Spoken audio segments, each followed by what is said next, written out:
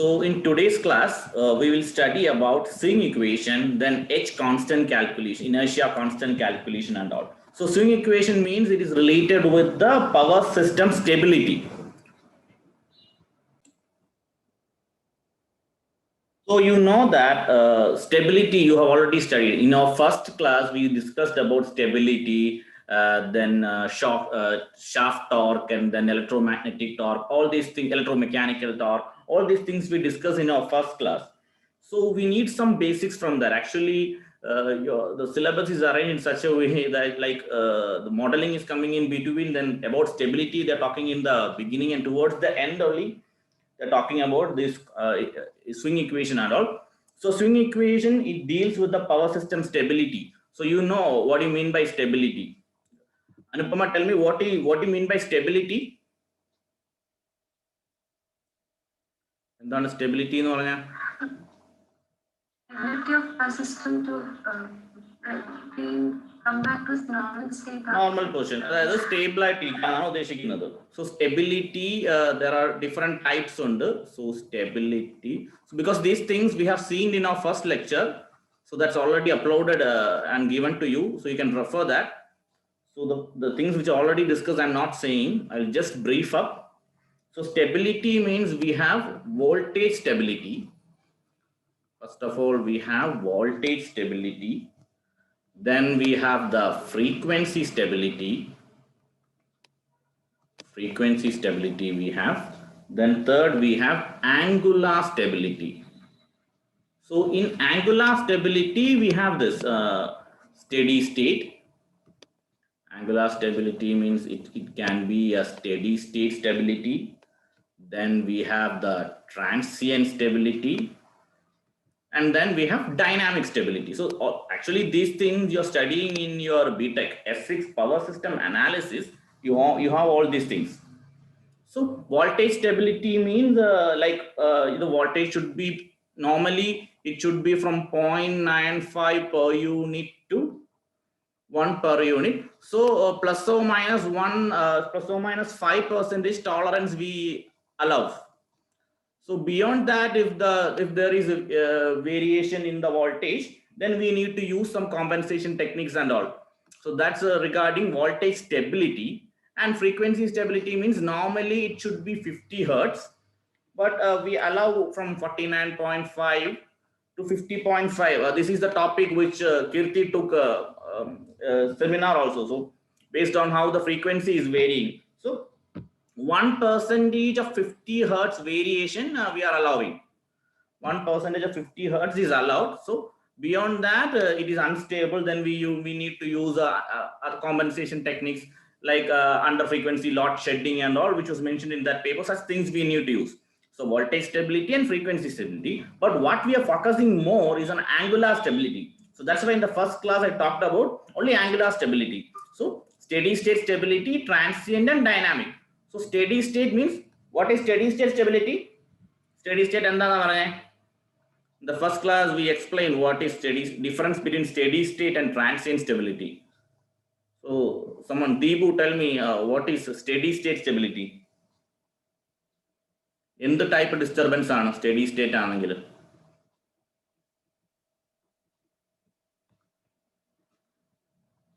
Ansi, you know? Slow or gradual disturbance. Okay. Slow അല്ലെങ്കിൽ small disturbances-നാണ് നമ്മൾ steady state stability എന്ന് പറയുന്നത്.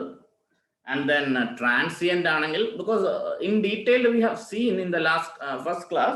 So I'm not going, I'm just giving you how to, just giving you the just helping you to recollect, because we need to move on to swing equation.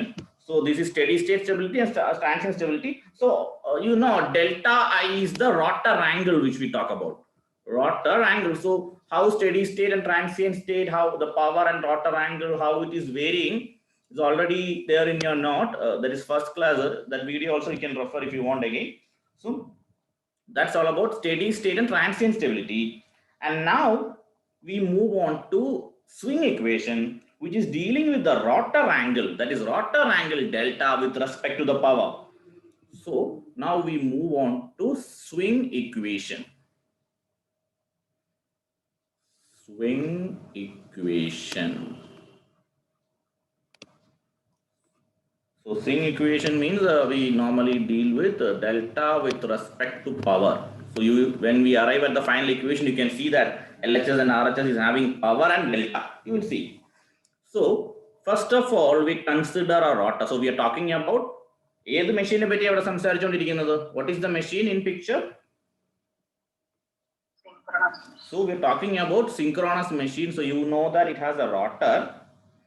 So initially what we do, so നമുക്ക് എന്താ rotor rotate ചെയ്യണം. So in order to rotate the rotor, we provide a torque by using a shaft. So a shaft torque will be produced. So നമുക്കറിയാം the same figure you have drawn. First class I have explained. So a shaft torque will be produced, which is TSH. So നമ്മൾ anti-clockwise ആണ് rotate ചെയ്യുന്നത്. Okay, one question. നിങ്ങൾ ആലോചിച്ചിട്ടുണ്ടോ? Why are we rotating it in anti-clockwise? Clockwise അങ്ങ് rotate ചെയ്താൽ പോരായിരുന്നോ? You know why we are rotating in anti-clockwise? Kirti, you know? Kirti undo class la. Kirti absent aano? Anupamയ്ക്ക് അറിയോ? Why we rotate in anti-clockwise? നിങ്ങൾ absent ആണോ അതോ ക്ലാസ്സിൽ ഇല്ലാത്തതാണോ? Why no response? Magnetic locking provide the continuous rotation possible ആക്കാൻ. Okay, okay. Anti-clockwise, clockwise rotate ചെയ്താൽ കിട്ടില്ലേ? എന്താണ്? Why clockwise rotate ചെയ്താൽ ഈ പറഞ്ഞ കോൺസെപ്റ്റിൽ എന്താണ് വ്യത്യാസം വരിക?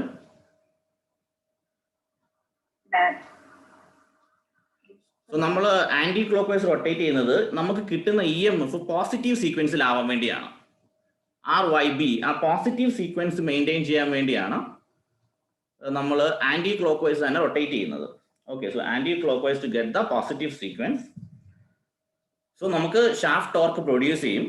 അപ്പം നമ്മൾ അറിയാം, അപ്പം ഡെഫിനറ്റ്ലി എന്താണ് റോട്ടർ ഗെറ്റ്. അപ്പം നമുക്കറിയാം റോട്ടറിന് ഒരു DC എക്സൈറ്റേഷൻ ഉണ്ട്. So because of the DC excitation given to the rotor and EMF will be induce in the stator and then we get the എന്ത് ടോർക്കാ കിട്ടുക? ഷാഫ്റ്റ് ടോർക്കിന് ഒപ്പോസ് ചെയ്ത് വരുന്ന ടോർക്ക് ഏതാണ്? ശരത് ഉണ്ടോ ക്ലാസ്സില്? എന്താണ് ഒപ്പോസ് ചെയ്ത് വരുന്ന ടോർക്ക് ഏതാ? So we get TEM, that is the electromagnetic torque, നമുക്ക് ഒപ്പോസ് ചെയ്ത് കിട്ടും. ഓക്കെ, അപ്പം സ്റ്റേബിൾ കണ്ടീഷനിൽ ഇത് എന്തുകൊണ്ടാണ് ഇത് ഒപ്പോസ് ചെയ്യുന്നത്? ഏത് ലോ ആണത്? നമ്മൾ ഷാഫ്റ്റ് കൊണ്ട് റൊട്ടേറ്റ് ചെയ്യുമ്പോൾ നമുക്ക് കിട്ടുന്ന ടോർക്ക് ലെൻസസ് ലോ. അതെ, ലെൻസ് ലോ കാരണം it will be opposing. So പിന്നെ നമ്മൾ എന്താണ് we have seen in the first class. പിന്നെ നമ്മൾ എങ്ങനെയാണ് കണ്ടത്? ഇപ്പം സ്റ്റേബിൾ ആണെങ്കിൽ, നോ ഡിസ്റ്റർബൻസ് ആണെങ്കിൽ എന്തായിരിക്കും? TSH is equal to TM. ഒരു പ്രശ്നവുമില്ല. That is A stable system ആണ്. ഇനി നമ്മൾ നോക്കാൻ പോകുന്നത് ഈ സ്വിംഗ് ഇക്വേഷന്റെ ആപ്ലിക്കേഷൻ വരുന്നത് ഇങ്ങനെ ഡിസ്റ്റർബൻസസ് വരുമ്പോഴാണ്. So in case of disturbance, അപ്പം ഡിസ്റ്റർബൻസ് വരുമ്പം TEM electromagnetic torque വേരി ചെയ്യും. So in case of disturbance TEM will change. അപ്പം ടോർക്ക് വേരി ചെയ്ത് കഴിഞ്ഞാൽ power will also change. TEM will change, then power will also change. So because power equation എന്താണ്? Power is equal to torque into omega. So TSH minus TEM, അതായത് ഇപ്പം disturbance ഒന്നും ഇല്ലാത്തപ്പം shaft torque was equal to TEM. അങ്ങനെയാണെങ്കിൽ അപ്പൊ disturbance വന്നു കഴിഞ്ഞാൽ അവർ ഈക്വൽ അല്ല. So there is some difference. ആ ടോർക്ക് തമ്മിൽ ഒരു ഡിഫറൻസ് ഉണ്ട്. So TSH minus TEM will be equal to TJ plus TB എന്നൊരു ഇതിലെത്തും. വേർ TB എന്ന് പറയുന്നത് എന്താണ്? TB is the damping torque. TB is the damping torque and TJ is the inertia torque. ഇതൊക്കെ നിങ്ങൾ S6 പഠിക്കുന്നതാണ്. ഇപ്പോഴത്തെ BTech students പഠിക്കുന്നതാണ്. നിങ്ങൾ ഓൾറെഡി പഠിച്ചിട്ടുള്ള കാര്യം തന്നെയാണ്. ഇപ്പൊ ഈ മൊഡ്യൂളിന്റെ എൻഡിങ്ങിൽ നിങ്ങളുടെ ബിടെക് കാര്യങ്ങൾ തന്നെയാണ് പറയുന്നത്. So TSH minus TEM is equal to TJ plus TB, where TB is the damping torque and TJ is the inertia torque. So ഈ ഡാമ്പിംഗ് ടോർക്ക് എന്താണ്? അപ്പൊ ശരിക്കും ഡിസ്റ്റർബൻസ് എന്ന് പറഞ്ഞാൽ എന്താണ്? The disturbance will be in the form of oscillations ആയിരിക്കും. ഏതെങ്കിലുമൊക്കെ oscillations ഒക്കെയാണ് നമ്മൾ ഡിസ്റ്റർബൻസ് എന്ന് പറയുക. സോ ഡാമ്പിംഗ് ടോർക്കിന്റെ ഉപയോഗം എന്താണ്? It helps in damping out the oscillations. അപ്പം അങ്ങനെ ഒരു ഡാമ്പർ വൈൻഡിങ് ഉണ്ടെങ്കിൽ ആ ഓസിലേഷൻസ് ഒക്കെ ഡാമ്പ് ഔട്ട് ചെയ്യും. പക്ഷേ നമ്മൾ ഇവിടെ കൺസിഡർ ചെയ്യുന്നത് വേർസ്റ്റ് കേസ് ആണ്. അതായത് അങ്ങനെ ഒരു എക്യുപ്മെന്റ് നമ്മൾ യൂസ് ചെയ്യുന്നില്ല. But for worst case TB is equal to 0, then what we get finally, TJ, that is the inertia torque, is equal to TSH minus TEM. ഇവിടം വരെ ക്ലിയർ ആണോ? സോ നമ്മുടെ സ്റ്റോറി കഥ മനസ്സിലായി പോകുന്നുണ്ടോ? There was a rotor, then we rotated the rotor by using a shaft. So അങ്ങനെ rotate ചെയ്തപ്പോൾ shaft torque ഉണ്ട്. സോ നമ്മൾ റോട്ടർ നമുക്കറിയാം, സിൻക്രോണസ് മെഷീൻ ആണെങ്കിൽ rotor will be excited by using a DC source. So that means an induced EMF will be produced. Generator ആണ്, induced EMF will be produced. അങ്ങനെ ആകുമ്പോൾ there will be an opposing torque according to Lenz's law. So ആ opposing torque എന്ന് പറയുന്നത് stable condition ആണെങ്കിൽ there will not be any disturbance. അങ്ങനെയാണെങ്കിൽ ആ രണ്ട് ടോർക്കും ഈക്വൽ ആയിരിക്കും.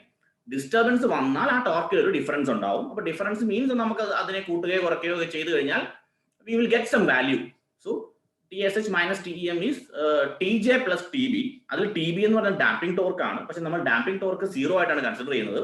കാരണം ഓസിലേഷൻസ് സ്വമേധയാ ക്ലിയർ ആവുന്നില്ല. That oscillation is there still. That is, the system is still under disturbance. അങ്ങനെ ആകുമ്പോൾ finally what we get is TJ is equal to TSH minus TEM. ഇവിടെ വരെ എത്തിയോ എല്ലാവരും?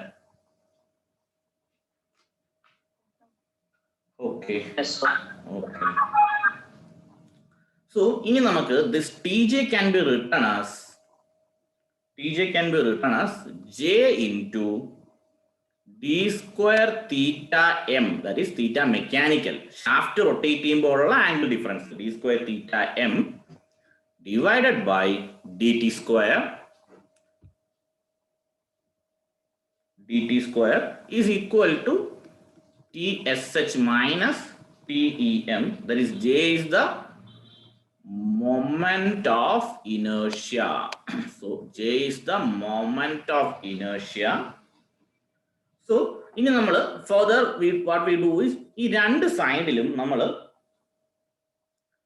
ഒമേഗ SM കൊണ്ട് മൾട്ടിപ്ലൈ ചെയ്യും. that is synchronous സ്പീഡ് കൊണ്ട് multiply ചെയ്യും. സോ രണ്ട് സൈഡിലും ഉണ്ടേ. Okay, I'll write on both sides. So here also omega. second derivative എടുത്തെന്ന് വെച്ചാൽ നമ്മൾ ആക്സിലറേഷൻ കാണിക്കാൻ വേണ്ടി ആ TJ എന്നുള്ളത് അങ്ങനെയാണ് എടുക്കുക. അതിന് പ്രത്യേകിച്ച് ഒരു റീസൺ ഒന്നുമില്ല. അത് കുറച്ചുകൂടെ മുന്നോട്ട് പോകുമ്പോൾ മനസ്സിലാവും. അതായത് ഡെൽറ്റ എന്ന് പറയുന്നത് റോട്ടർ ആംഗിൾ ആണ്. d square delta by dt, d delta by dt എന്ന് പറയുന്നത് റോട്ടർ ആംഗുലർ സ്പീഡ് ആണ്. d square delta by dt square എന്ന് പറയുന്നത് ആംഗുലർ ആക്സിലറേഷൻ ആണ്. സോ അത് മുന്നോട്ട് പോകുമ്പോൾ മനസ്സിലാവും. ഓക്കെ, ഇവിടെ എടുത്തിരിക്കുന്നത് തീറ്റ എം ആണ്. മുന്നോട്ട് വരട്ടെ, ഗീവ് സം ടൈം. തീറ്റയും ഡെൽറ്റയും തമ്മിലുള്ള റിലേഷൻ ഉണ്ട്. അപ്പൊ ഈ തീറ്റ നമ്മൾ മാറ്റും. Just wait and see. Okay, then omega sm into j into d square theta m by dt square is equal to TSH minus Tm into omega sm. So torque into omega എന്താണ്? Power is equal to T into omega. Already I gave you this equation. So that is Pm minus Pe. അതുപോലെ തന്നെ you know another relation. Electrical ഉള്ള വാല്യൂവിനെ നമ്മൾ mechanical ആക്കണമെങ്കിൽ omega electrical is 2/p into omega mechanical. So ഇതും നമ്മൾ first ക്ലാസ്സിൽ കണ്ടതാണ്. സോ നമ്മൾ ഈ ഇലക്ട്രിക്കലിലുള്ള വാല്യൂസിനെ നമ്മൾ മെക്കാനിക്കലുള്ള വാല്യൂസിനെ നമ്മൾ തീറ്റയിലേക്ക് ഇലക്ട്രിക്കലിലേക്ക് മാറ്റുകയാണ്. So it will be j into 2/p into omega S നമ്മളിവിടെ മൾട്ടിപ്ലൈ ചെയ്ത് അതിവിടെ ഉണ്ട്. j into 2/p into omega s into 2/p into d square theta e. അപ്പം മെക്കാനിക്കൽ ഉള്ള നമ്മൾ ഇലക്ട്രിക്കലിലാക്കി theta e by dt square is equal to Pm minus Pe. P Pm minus P. അപ്പം J into 2 by P the whole square into omega S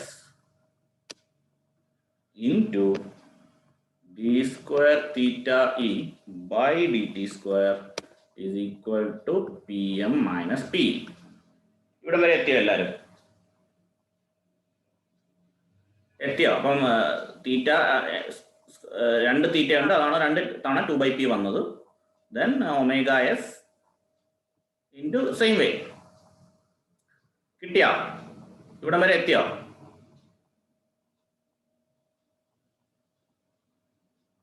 hello, okay. So ഇത്രയും ടേമിനെ ഇത് complete ആണ് what we call M. This is M, that is the inertia constant. So this you are studying in your BTech, so അതിന്റെ further derivation ലേക്ക് ഞാൻ പോകുന്നില്ല. So this is the inertia constant. Then we can write, so നമ്മൾ ആ ഒരു അത്രയും ടേമിനെ നമ്മൾ m എന്ന് വിളിക്കുന്നു, and that is the inertia constant. അത്രയും മനസ്സിലാക്കുക.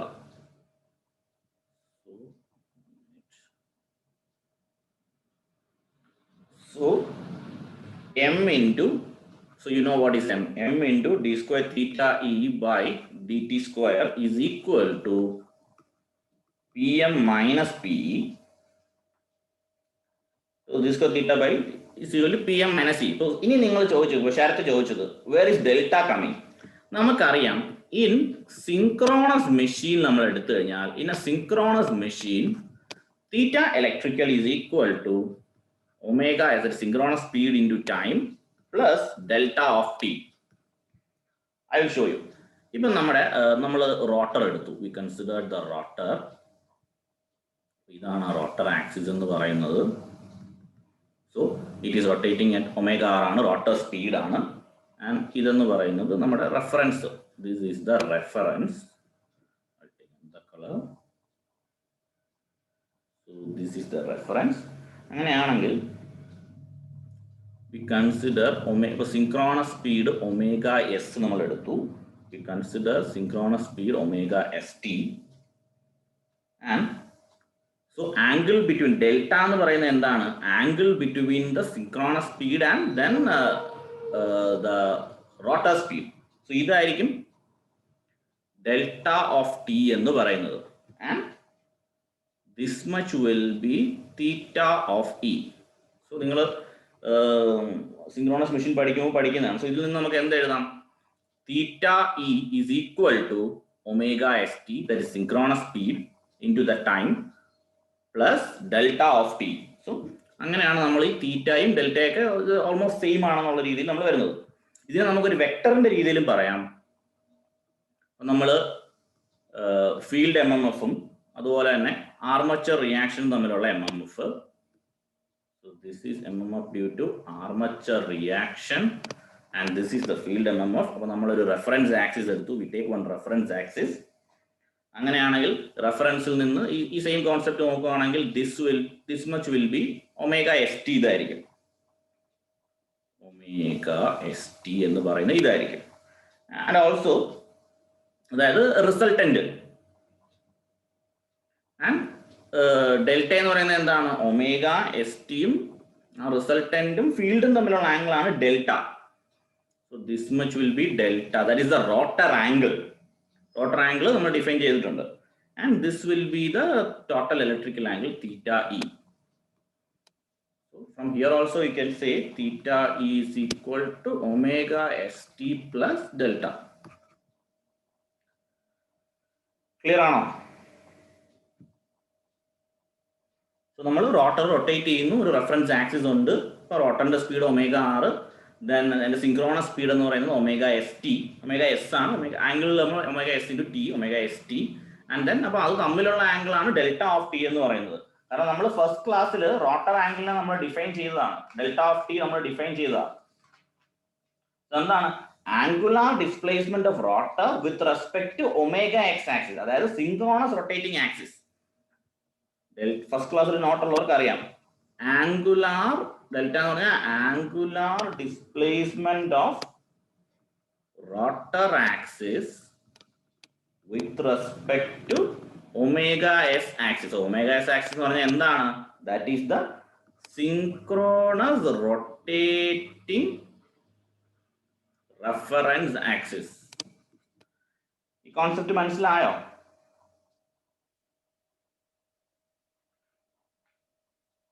Hello,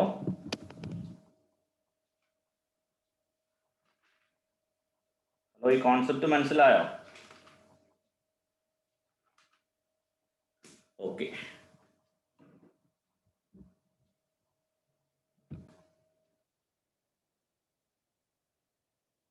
So we have the equation. So നമ്മളുടെ ഫൈനലി ഉള്ള ഇക്വേഷൻ എന്താണ്?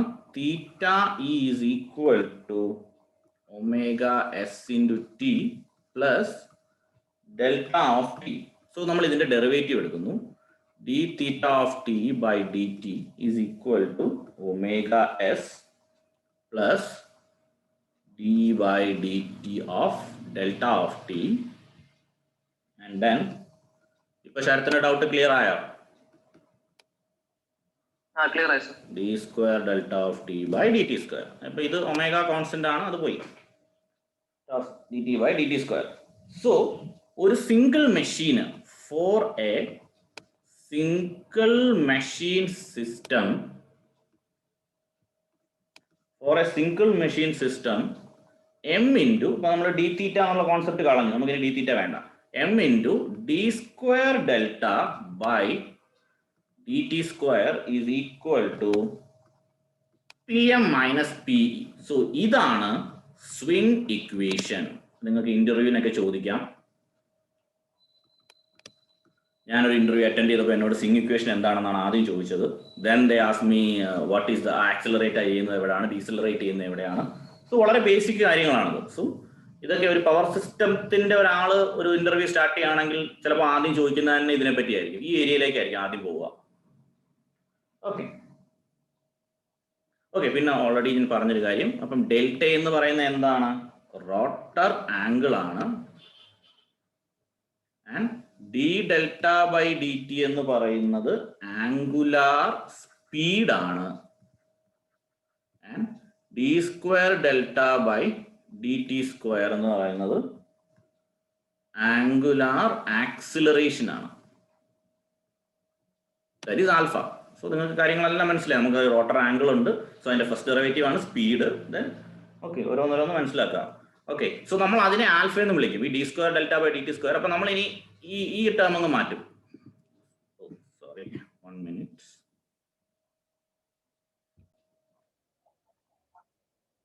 So d square delta by dt എന്ന് പറയുന്നത് we'll take it as m into alpha is equal to pm minus pe. അപ്പോൾ നമുക്കറിയാം steady state ആണെങ്കിൽ pm will be equal to pe ആയിരിക്കും. There is no acceleration. That means m into alpha is equal to 0. That is alpha is equal to 0. That is d square delta by dt square is equal to 0. അപ്പോൾ നമ്മൾ ഈ ടേമിനെ integrate ചെയ്താൽ നമുക്ക് എന്ത് കിട്ടും? d delta by dt is equal to a constant കിട്ടും.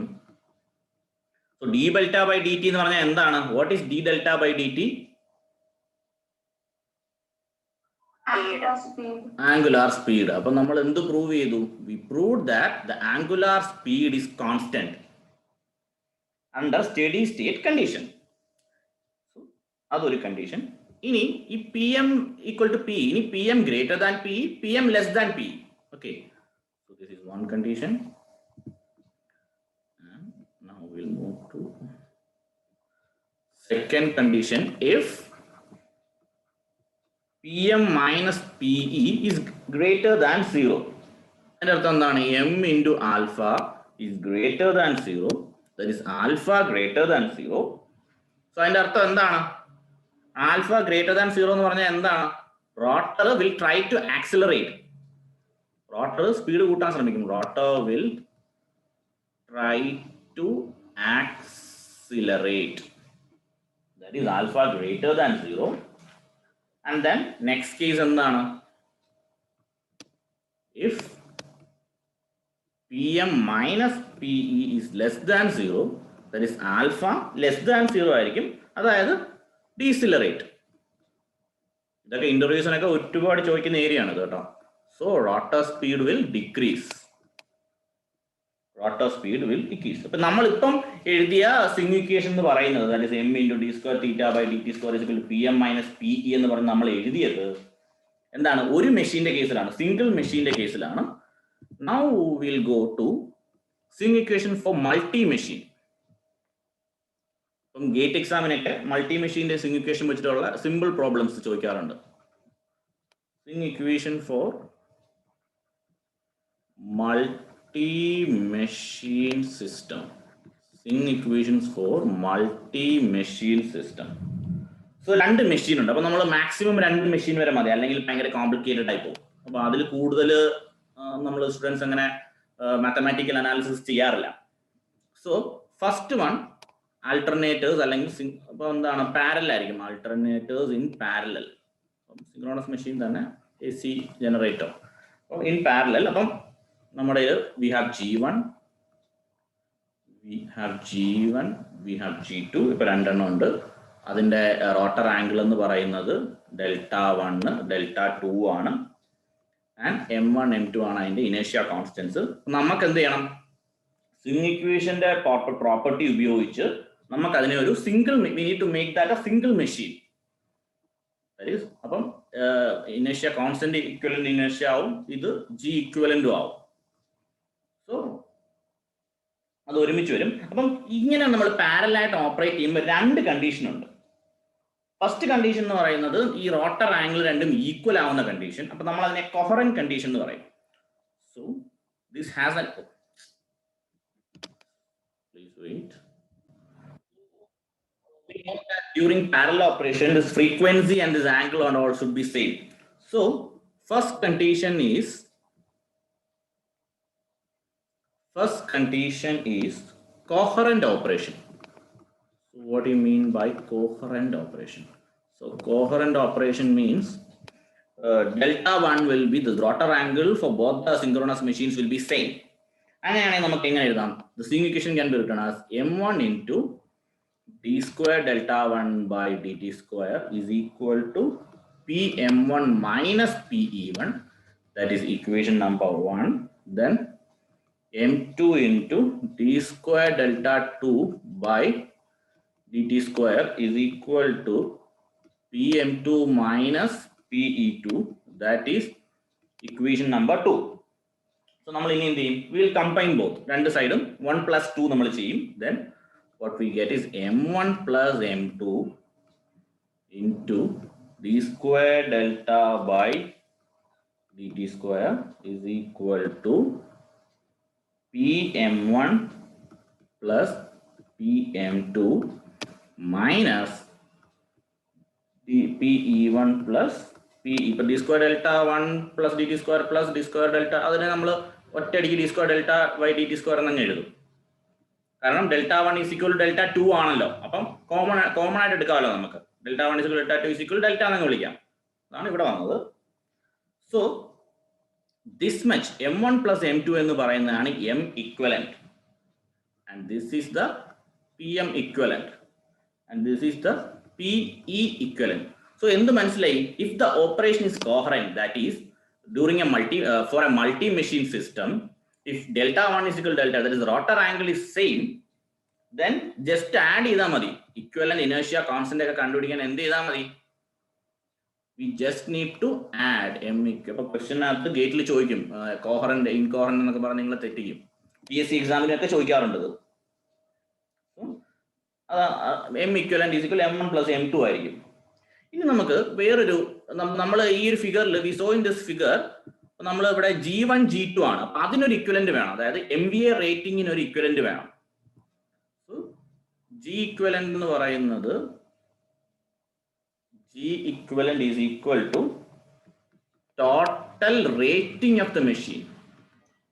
Total rating of the machine for a common base. അപ്പൊ നമ്മളൊരു കോമൺ ബേസിലാണ് എടുക്കുന്നത്. G1 G2 എന്താണ്? G1 G2 എന്ന് പറഞ്ഞാൽ ഇൻഡിവിജ്വൽ ബേസ്. അപ്പം നമ്മൾ G1 G2 നമ്മൾ കണ്ടെയ്ൻഡ് ബേസിലേക്ക് ആക്കുകയാണ്. See this figure.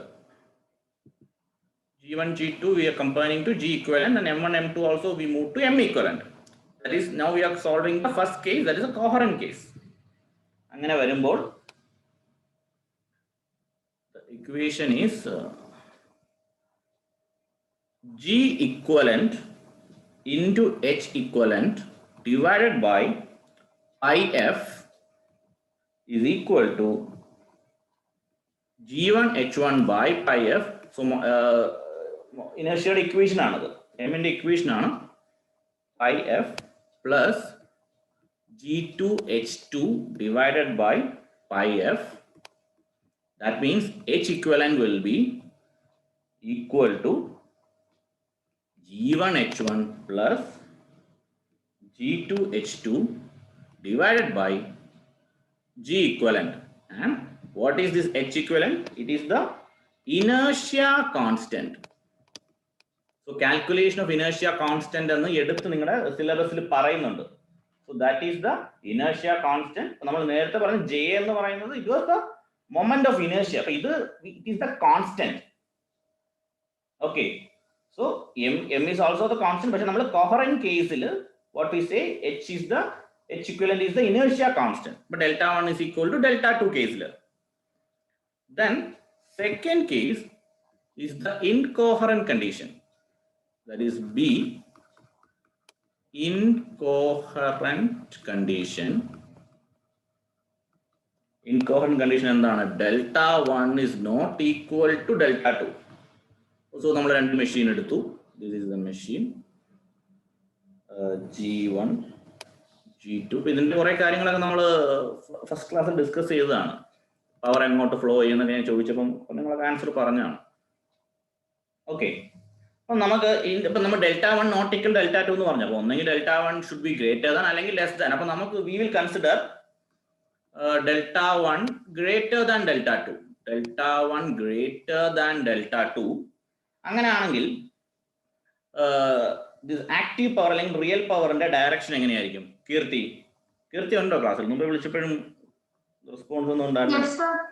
What is the direction of power? Active power എങ്ങനെ ഫ്ലോ ചെയ്യും? Delta 1 is greater than delta 2.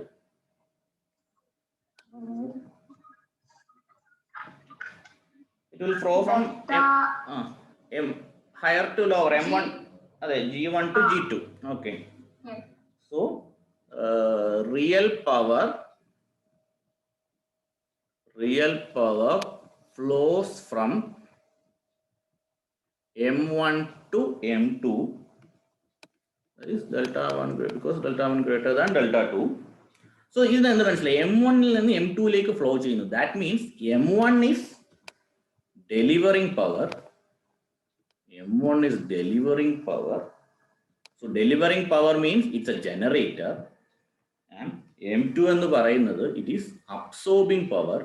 So absorbing power means it's a motor. So ചെറിയൊരു കോൺസെപ്റ്റിൽ നിന്ന് whatever conclusions we are bringing. ഇനി if ഈ ഒരു line ഇപ്പം ഈ രണ്ട് ജനറേറ്ററിനെ കണക്ട് ചെയ്തിരിക്കുന്ന ലൈൻ എന്ന് പറയുന്നത് if it's A lossless line, അതൊരു ലോസ്ലെസ് ലൈൻ ആണെങ്കിൽ, if it's A lossless line നമുക്ക് എഴുതാം PE2. അപ്പൊ ഇവിടുന്ന് അങ്ങോട്ട് പോകുന്ന power is equal to minus PE1. PE2 will be equal to minus PE2. PE1 ആണ് ഇവിടെ. PE1 and this will be PE2. PE2 will be equal to minus PE1 എന്ന് എഴുതാം. അങ്ങനെ ആകുമ്പോൾ we can നമുക്ക് ബേസിക് സിംഗ് ഇക്വേഷൻ എഴുതാം. It will be M1 into d square delta 1 by dt square is equal to PM1 minus PE1. So നമ്മൾ അതിനെ എന്ത് ചെയ്യും? We multiply that with M2. That is equation 1. Then for the second machine, M2 into d square delta 2 by dt square is equal to PM2 minus PE2. We multiply that with M1. That is equation number 2. And we do the operation 1 minus 2. Coherent case number 1 plus 2 ആണ് ചെയ്തത്. So we get M1 M2 into D square by D T square. അപ്പൊ നമുക്ക് ഒരുമിച്ച് എടുക്കാൻ പറ്റില്ല, same അല്ല. So delta 1 minus delta 2 is equal to this P M 1. So this is P M 1 M 2 minus P M 2 M 1, one equation, minus PE2 M2 minus PE2 M1. അപ്പോൾ നമ്മൾ P M ടേംസും P E ടേംസും ഒരേപോലെ ആക്കി.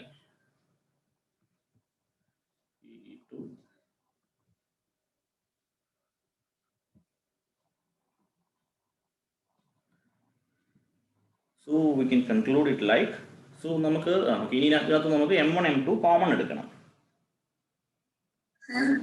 എന്താണ് P1 M2 minus P2 M1. Okay അതെ, രണ്ടിടത്തും ഒരേപോലെ വരില്ലല്ലോ. PE1 M2 minus PE2 M1. അതെ. സോ PM1 M2 മൈനസ്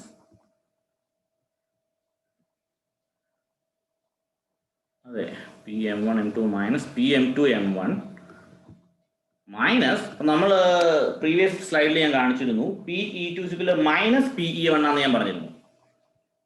കാരണം ഓപ്പോസിറ്റ് ഡയറക്ഷനിലായതുകൊണ്ട്. അങ്ങനെ നമുക്ക് എങ്ങനെ കൺക്ലൂഡ് ചെയ്യാം? PE1 is equal to M1 plus M2. PE2നെ നമ്മൾ PE1ന്റെ ടേംസിലാക്കി. ഇത് നിങ്ങൾ പറഞ്ഞ പോലെ PE1 തന്നെ. PE1 itself. PE1. സോ P2നെ നമ്മൾ മൈനസ് PM. സോ മൈനസ് മൈനസോടെ പ്ലസ് ആയി. So this is M1 plus M2. ഇത് സെയിം തന്നെ. And what we do is we divide by M1 plus M2. ഈ ഇക്വേഷനെ നമ്മൾ divide by M1 plus M2. ഒരു 2 minutes കൂടെ എടുക്കുള്ളൂ. So M1 M2 divided by M1 plus M2 into d square by dt square into delta 1 minus delta 2 is equal to PM1 M2 minus PM2 M1 divided by M1 plus M2 minus, അപ്പം M1 plus M2 divide ചെയ്തപ്പോൾ ആ side full ഇത് PE1 മാത്രമായി. So ഇൻകോഹറന്റ് കേസിൽ this is the M equivalent. Coherent ആണെങ്കിൽ M equivalent കണ്ടുപിടിക്കാൻ M1 plus M2 എന്ന് ചെയ്താൽ മതിയായിരുന്നു. ഇവിടെ ആണെങ്കിൽ we should do it like M1 M2 by M1 plus M2, and this is the PM equivalent. So ഇവിടെയും H equivalent എന്താണ്? H equivalent is equal to M equivalent into pi F divided by G, but M equivalent you should find out this way. Clear ആണോ ഈ കാര്യങ്ങളെല്ലാം?